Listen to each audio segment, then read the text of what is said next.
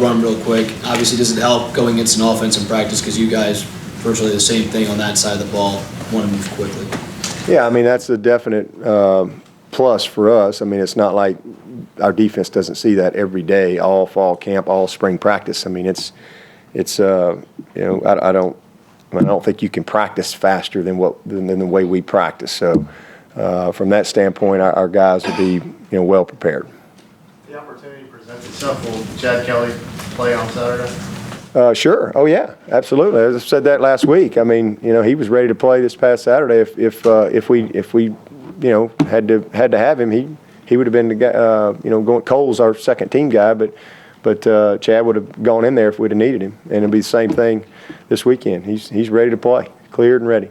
And same thing with Cooper. Cooper will get his first action this week. How long do you expect Tyson Dye's situation to linger? Probably, you know, longer. The last report I got this week was, you know, we had another doctor look at him, and you know, because you've had these epidurals, people who've had back things and can understand that process, but there's a certain time frame that you go by, because the last thing you want to do is surgery. So the next option is then you go in and you have to do the surgery. He doesn't have as bad a situation as like Kalen had.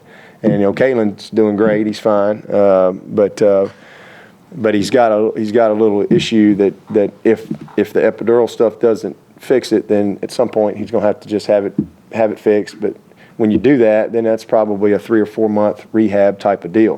What the doctor said was he really like to wait about another 4 weeks to you know, make another assessment. So at this point, it's probably more realistic, you know, that we hold him, just because it's going to be another 4 weeks before we can really get another assessment. All right, here's where you are, and at that point, you know, you're 5-6 games into the season, and you know, unless we have just some kind of disaster, you're probably going to roll with what you got. Coach, I got a question for you. The way McKenzie and Jordan are looking right now, you still expect them to play? Yeah, McKenzie, we cut him loose yesterday, and so we're gonna push him all week and rep him, and everything goes good. He'll play this Saturday, and then, you know, we'll go from there. Hopefully, he doesn't have any type of setback or anything like that. But you know, if he had some type of setback, then you know, we obviously could still hold him if we had to, but. We're very hopeful, and he feels good. He feels good, looks good. So we'll see how that goes this week, and then yeah, Leggett will be back. I was just going to say, Coach, a lot of us have been around football most of our life. We think we know the rules, but maybe we don't. Can you do you before the season starts maybe go over all the rules with the team, or can you take us through the Ben Boulware play the other night and your thoughts on that? Well, we don't go over all the rules. We go over, you know, the key rule changes and things like that. And then, you know, we obviously coach them in practice all the time. We have officials at practice every day. So we're constantly coaching rules through the process. But the big thing what we do is we bring in Doug Rhodes, who's the head of the officials, and he'll go over, you know, the key changes or points of emphasis that we need to cover with the guys. You know, the situation with Ben Boulware, first of all, you know, shouldn't happen. Really poor awareness on our returner's part. I mean, he wasn't on. He was on the 15-yard line, and just didn't really know where he was. And you know, we got to field that ball. Number one. Number two, so it's a great opportunity for us to teach and learn from that. You know, in the heat of the moment. And the second thing is. You know, a young player like Ben Boulware, you know, knowing where he is, and here's the ball rolling, and he's just, you know, full of vinegar. And, you know, he's just going to go attack the guy because he knows the guy's, I mean, he's a smart player, you know, but as it turns out, he actually gets hit from behind. And, you know, the referees are chasing at him, and, you know, the if it's being, you know, if you wanted to go back and review it, technically he's probably, you know, could have been called hit in the back, and you know, so he gets pushed into the ball and the ball goes in. So probably, if you review that, probably you know, just a dead ball and first down on the 20-yard line, touchback. But bang, bang, I think it got distorted because of where Adam was, and, it just, not everything gets seen. I mean, that's just the nature of football. I mean, I thought our officials did a fantastic job in the game the other night, a fantastic job for both sides. But, I mean, they're certainly not perfect either, and sometimes you don't see everything. But, the play was what it was, and it's just we're very lucky that C.J. Jones, had the presence to pick the ball up. And again, at the time, I'm thinking, all right, well, worst case, we got a safety here. But, when he got out of the end zone, now you get a chance to have a possession, run some clock. So you just got to react to what it is. But technically, the rule is if you're blocked into a ball, then it's a dead ball there. But that wasn't the situation that happened, and I don't fault anybody for that. It's just bang bang part of the game. In fact, we had on that last touchdown that they had I think we didn't catch it either. I mean, we all missed it. And that was one of my messages to the staff. We got to do a better job of really with the eyes in the sky. Because if you go back and look at it, the Marshall stepped out of bounds at about the 3 or 4 yard line, and they ended up getting the ball on the 6-inch line, and punched it in, and maybe they score, but the possession, the time, the clock at that critical situation, and again, we just missed it. And I wish that we had seen that. I could have challenged in that situation, but it is what it is. You said at the top one of the key things you need to work on is throwing and catching. Two things. One, there were some occasions where Taj missed some people behind, Yeah. and then of course obviously the drops. Do you start looking more seriously at some other options in catching, guys like maybe Williams or No. getting Martavis and Sharon particularly involved? They're more. Sharon had a great game. Sharon, to be honest with you, probably was a fumble. I don't really count that it was more of a fumble to me. It's just he caught the ball and positioned it right here instead of transitioning the ball to a good tuck position. And when he caught it and put it here, that's another one that could have been reviewed. And the guy made a great play, and the ball's here and he punches it out. But he caught the ball. I thought Sharon played great. 4th down and 1, that was a really poor throw. He had to reach back, catch it from behind. Had a critical 3rd down. Martavis had a rough night catching the ball, but absolutely not. I mean, all those guys will get their opportunity, but Martavis Bryant is just like we weren't going to fire Brandon Ford after a really poor performance against Auburn last year in the opener. We're not ready to fire Martavis Bryant yet either. He'll be just fine. Trust me, he'll be just fine. But all of it goes hand in hand. I mean, early in the game, I didn't think Taj was very sharp with our basic passing game. Just not setting his feet on a couple things. Threw a little screen into the ground one time and just some footwork, but came back and was very sharp. I mean, he's still 60% on his passes. And if we had 6 drops, so 24-30 would have been a pretty good night. So no, we're not ready to jump off a cliff yet. We're going to just keep working. I got someone jumping off the cliff. Maybe do you run Mike Williams in more perhaps to get involved, or is it too early to do that? No, Mike Williams is on the depth chart where he's earned to be right now. He's a young player, very talented, but our depth chart is determined on a lot more than one day. Martavis has been consistently not good, great, all spring, all fall camp, and not going to let one bad night in a big environment where it's his first time to kind of be on a stage like that. And he didn't handle it very well. And then all of a sudden you drop a ball, then you start thinking about it. He just bottom line, just had a bad night. But I remember a couple of years ago, Dwayne Wade scored about 3 points playing at the Spurs. I think it was at the Spurs or Pacers, and everybody said he's washed up, and he came back next night and hit about 35. And so, you know, everybody has a bad night every now and then, and that was exactly what Martavis had, and it just kind of, I thought, steamrolled on him. But he also had the biggest catch of the night on that onside kick. So, and he, you know what, if you go back and look at it, he didn't wait. He went and attacked the ball. And so it was good to see him make a huge play like that. But he'll be fine. He'll be fine. Y'all quit asking me about him here for it. Y'all be asking me different questions about Martavis. It won't take long. He's gonna have a special year.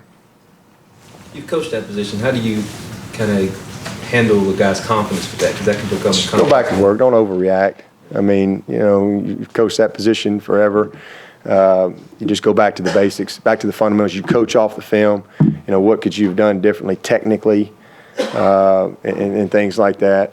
But you know, just like Brandon Ford. I mean, Brandon Ford dropped some of the easiest balls you've ever seen in the Auburn game last year, and he'll be the first to tell you. It was his first time. You know, he like I've said the other night, he had been robbing his whole career. Now he's Batman, and he wasn't ready for that. But he came back and just responded, and had a great year. Had huge plays. I think he ended up breaking Dwayne Allen's records. So you know, you just move on. You go to the next play. You can't dwell on that stuff. Coach, talk about facing South Carolina State and sort of the responsibility that not only Clemson but South Carolina has in facing these in-state opponents at the FCS level now year in, year out.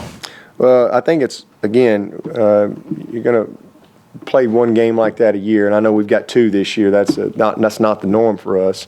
But you know, I think it's great when you can play a team from your state and keep that money in state and help these programs that are helping a lot of our students from this state, giving them opportunities. I think it's a real positive.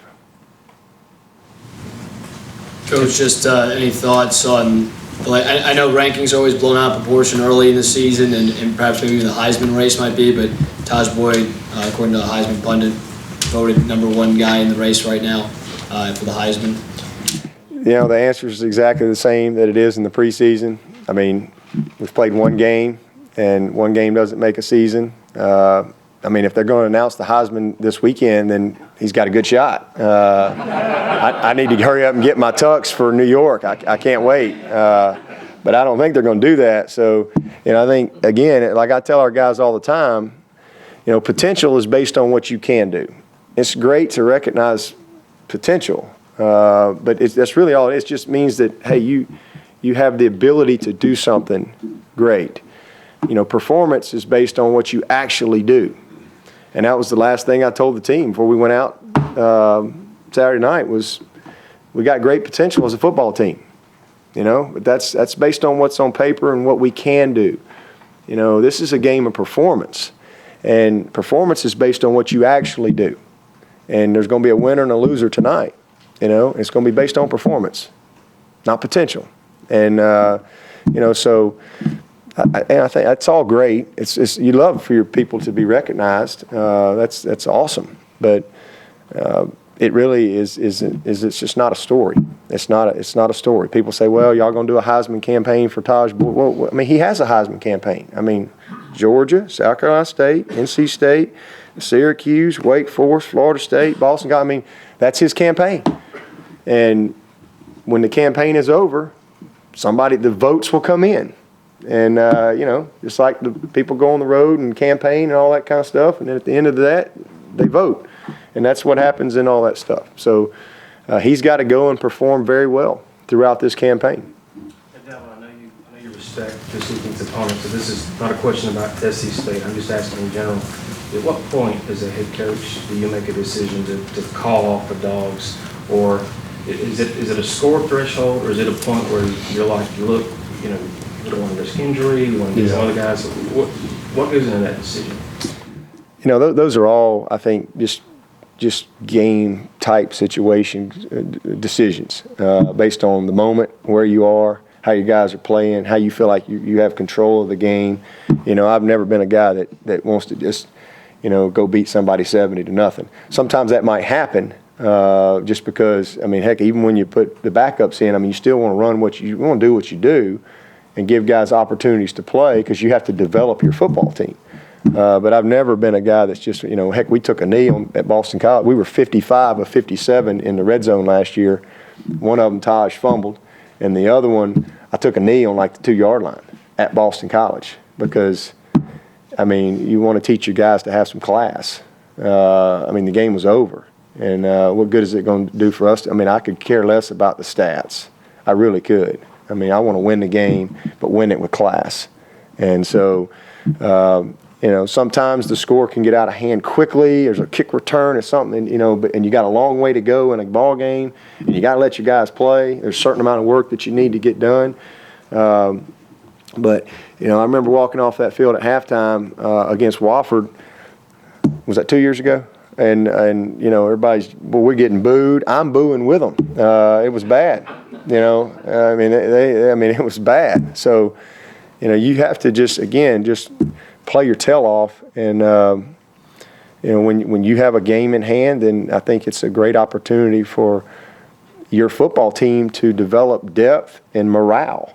And you have to take advantage of those opportunities when they present themselves, as opposed to just leaving you guys out there and, just to prove a point and risk somebody getting hurt. Yeah, well, we know how much you love rankings, but you guys are number 4 going into this next week. I mean, is that a good thing for the confidence? Do you change your stance at all on how you talk to the guys about all those expectations? It just doesn't matter. I mean, if you ask me if we're number 4 going into the ACC championship game, hey man, that's great. We got it. Maybe that game is going. That game gives us a chance to get into the final game. And then it matters. But right now it's just. I mean, we just played one game. I mean, that's all. We were just 1-0, and I mean, I appreciate again people recognizing potential. And because we do have good potential, we have a chance to be a really good football team, but it's just a long way to go. And in fact, I told the team this yesterday. We are night and day, light years ahead after one ball game this year than we were after one ball game last year. I mean, it's really not even close.